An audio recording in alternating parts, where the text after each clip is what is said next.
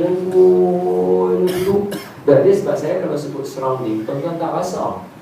Tuan-tuan, pokok tu dia mengelilingi Nabi. Saya tuan-tuan nampak lagu mana mengelilingi Nabi? Nampak macam daripada kursi mengelilingi Nabi. Betul tak? Betul tak? Dan kalau saya kata surrounding, tuan-tuan, pokok tu dia surrounding Nabi. Macam mana Nabi tak nampak? Tapi kalau saya kata tuan-tuan, pokok tu dia melengkuai. Oh, tuan-tuan nampak. Oh, dia betul mengelilingi Nabi. Nabi duduk tengah-tengah. Jabir pusing, pegang Nabi. Kemudian Jabir kata, agak-agak aku rasa Nabi dah selesai, aku pun paling balik. Bila aku kali-kali balik dekat belakang, aku nampak Nabi menuju ke arah aku. Pokok tadi balik dia duduk belah sana, yang satu lagi balik dia duduk balik sana. Dan Nabi jalan mai dekat aku. Bila Nabi mai dekat aku, di antara tempat Nabi qada hajat tadi tu dengan aku, Nabi berhenti di satu tempat di tengah-tengah tu. Bila Nabi berhenti di situ, Nabi tengok ke arah aku tengok ke arah Nabi.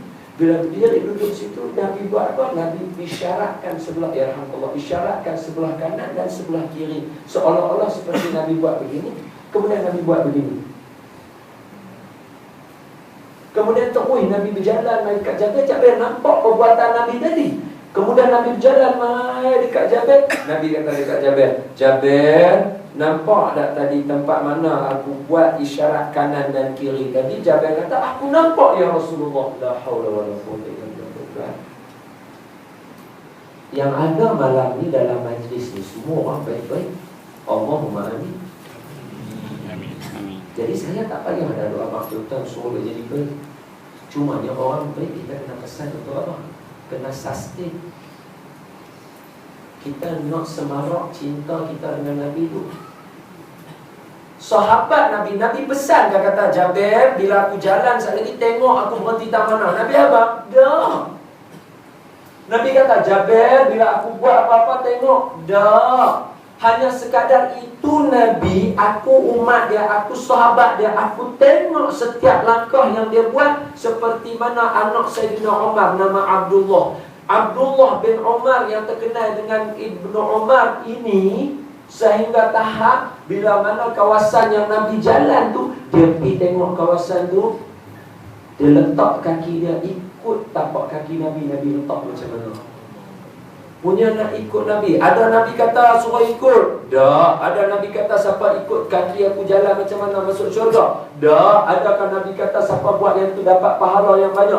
Dah. Ada Nabi kata siapa buat yang tu dia dapat keberkatan Allah sayang dia. Dah. Hanyalah semata-mata tu kesan tapak kaki Nabi. Yang kata Nabi ni, tuan-tuan, cuba kita tengok. Maaf, cerita ni kena dengar elok-elok dulu. Jangan terus ambil rambang. Dengar elok-elok dulu cerita. Sebagai contoh, maaf, suatu hari sahabat dia bekam Nabi. Bila dia bekam Nabi itu, dengar ceritanya elok-elok. Bila dia bekam Nabi itu, darah Nabi keluar. Lepas tu Nabi kata dekat dia, darah aku ni dibuang dekat tempat yang orang tak nampak.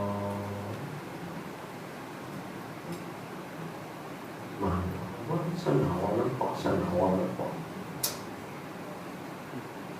Minum darah Nabi tadi. Kita nak minum darah ni apa ni? Tuan-tuan jangan lupa, yang bagi tahu dekat kita kata darah tu najis Al-Quran. Yang baca Quran dulu daripada kita ke mereka? Para sahabat tu lebih alim daripada tu alim kita hari ni. Para sahabat tu lebih cerdik, lebih tahu kata darah tu najis daripada kita hari ni. Dia hafiz ayat yang katakan darah tu najis lebih daripada kita. Dia tahu huraian dia ayat yang kata darah tu najis lebih daripada kita. Tapi pasal apa dia minum darah Nabi? Sebab apa? Sebab dia kenal yang ni siapa. Ni bukan manusia biasa. Dia manusia tapi luar biasa. Nabi kata, mana nama darah aku tadi? Dia kata, saya simpan tempat yang orang tak nampak. Nabi kata, minum. Minum. Nabi kata, sudahlah, pergi. Kamu telah menyelamatkan perut kamu daripada disambar api neraka. Allah.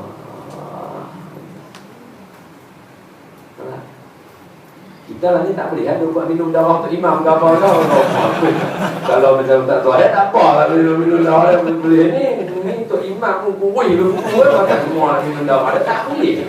Memang tak boleh najis. Tapi pasal apa dia buat? Sebab apa? Dia kenal ni siapa. Kita sekarang ni hari ni yang duk cerita, yang duk qasidah banyak tu nak bagi hati ni kenal ni siapa.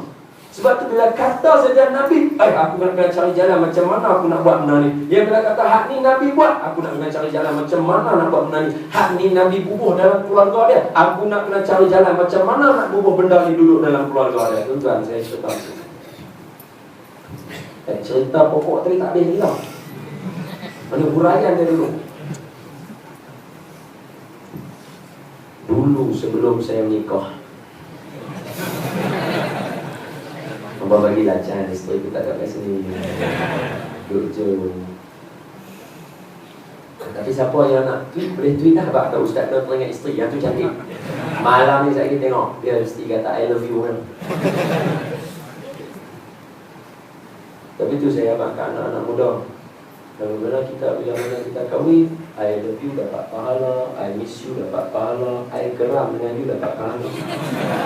Semua pahala. Honor lah. Jadi sebelum saya kahwin tu, kita ni kan biasalah orang maaf saya ni orang Pulau Pinang. Jadi bila orang Pulau Pinang ni Hindustan ni tak boleh dipisahkan. Jadi dia itulah. Bila kita nak kahwin tu kita kata tak apalah kakak nak ambil hati isteri ni, no problem lah, senang kita rasa. Tapi tengok-tengok bila dah kahwin tu dia jadi rasa payah. Melainkan kena baca hadis Nabi. Dulu masa mula-mula bila kahwin dengan isteri saya tu, kita biasalah di jalan dating lah. Kita nak beli ayam ke apa kan, beli ayam kan. Ayam dalam macam kita lah pergi beli ayam fresh goreng ke apa kan, nak dia bubuh dalam cup kan, yang dia tutup tu cucuk straw tu kan. Buat teliong tak apa, biar teliong. Dia biasa lah kadang-kadang nak kedai ni dia tahu lah dia bubuh air, sebab tu dia tak suka bubuh penuh pula. Kita beli untuk bayar penuh dia lah. Kita beli untuk bayar penuh, dia tak mau bagi penuh, dia buat sekerak macam ni kan. Jadi bila sekerak macam ni dia tutup. Lepas tu nak cucuk straw. Isteri saya